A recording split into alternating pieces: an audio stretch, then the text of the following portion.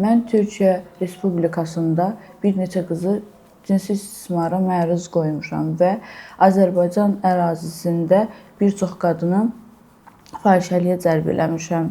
Məqsədim qazanc əldə etmək olub. Telegram sosial şəbəkəsinin Escort az saytında Metiska ləqəbi ilə qeydiyyatdan keçmişəm. Azərbaycan Respublikasının qadınlarını, onların şəkillərini saytda paylaşaraq onları cinsi istismara məruz qoymuşam. Onlar kanaldan ayrılmaq istədikləri zaman onları yarıçılpaq şəkilləri və şəxsiyyət vəsiqələri ilə təhdid etmişik.